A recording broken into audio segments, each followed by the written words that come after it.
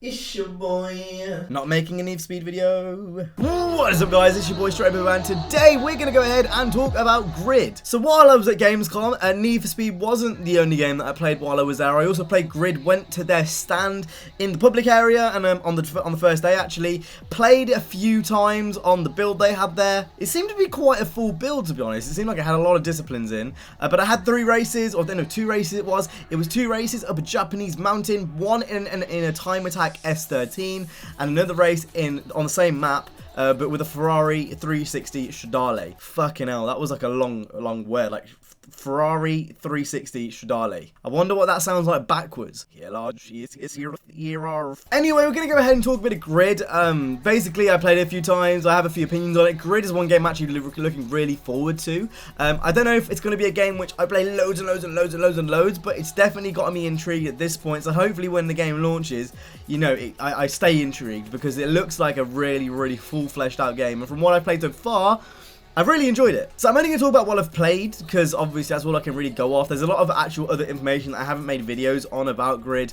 But I'm just going to talk mainly about the gameplay in this video, mainly about what I played and the vibe I got of the whole demo overall, because to be honest, it's a little bit mental, to be honest. So like I said, I played in a 180 SX or an S13 time attack car and also a Ferrari 360 Stradale. But I did have the chance to go ahead and quickly look through the menus they had. It seemed like a pretty full build. The game has to be pretty close to done, I reckon, by now.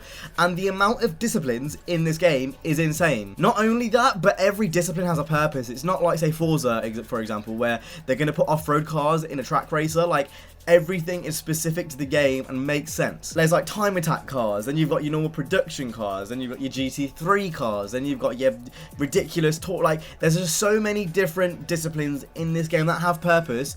It just will blow your mind when you actually come around to playing it. I also want to say that the time attack S13 that I did use looked absolutely nutty. That's nutty with the N and 4 T's, because, you know, go big or go home. So that was the first thing I noticed. It was just everything has a purpose, the disciplines are really cool, and everything just made sense. The next thing I want to talk about is the handling, because I do think this is something which is probably going to take a bit of getting used to unless you're a hardcore Grid player. Now, unfortunately, we didn't get the chance to mess around with all the assists and stuff. I got to turn some of them off, but it was one of those things, it wasn't like a proper, I didn't get to sit down and actually properly mess around with all that kind of stuff, because in hindsight, I would have liked to turn absolutely everything off, but that just wasn't the case. But what I will say is that it was a bit weird to get used to. Now, I'm not sure if this was because of the assists I used, but like, definitely it was a bit weird. For some reason, I noticed when I went from third person into cockpit view, I did better. For some reason, that's not usually the case. Usually I'm better in third person view, but for some reason in Grid, I did better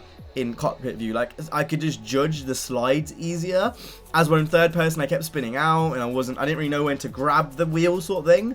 But in cockpit view, I don't know if it was if I could actually see the wheel, or maybe that was why, but for whatever reason, I did much better. I think this is something which I'm not going to judge particularly, because they were really fun to play around with, and I reckon after I get all my assists sorted and, you know, had an hour or 2 in the game, I don't think this would necessarily be an issue. And I think if you play enough racing games overall, this probably isn't going to be an issue. I think overall the physics are really good, and I'm really interested to see, you know, how that plays out with the different types of cars. Different types of cars in this game do handle differently. So for example, the time attack Nissan I used, the Silvia I used, it didn't really want to kick out. Like, I was trying to kind of make it step out and stuff, but it's a time attack car, and you can really tell that in game. As where the Ferrari 360 Stradale hasn't got anywhere near the amount of downforce that a time attack car would. So when I went around corners, sometimes I could get into a power slide. Obviously it's a track car, it's not a production car, but I could get it into a slide a lot easier than that time attack car. Like, that time attack car did not want to budge. So I'm looking really forward to see how that's going to translate in the game with all the production cars and, you know, like all that kind of stuff. I think that's going to be a really interesting thing to mess around with. Every single car feels different, and that's something which is absolutely insane. I think if you love motorsport, or even if you have a valid interest in motorsport in any way, this is going to be the game which you have to pick up this year. It still feels arcadey, and it still feels like Grid. It doesn't feel like it's something different. It still feels like Grid, and I think that's something which is really cool. We haven't seen a proper arcade, like, track racer in a while, not to this caliber at least. I wouldn't class Forza like super arcadey. Like, I say Forza is kind of in the kind of grey area of being sim and being arcade, but this definitely leans itself to being arcade. On top of that, they're going to be doing free DLC post-launch, which is something which is awesome. I think every game nowadays should really be doing that, to be honest. Like, it just seems like Cody's, they don't really do much wrong, to be honest, in the way they do everything.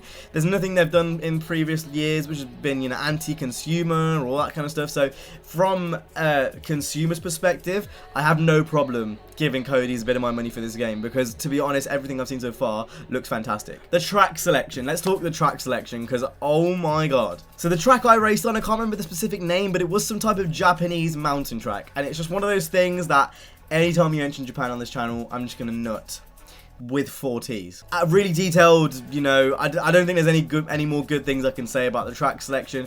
I also saw people playing on like Brands Hatch and that kind of stuff. I think at least it might have been Brands Hatch, I might be wrong on that, but regardless, real tracks are going to come to the game from real life locations.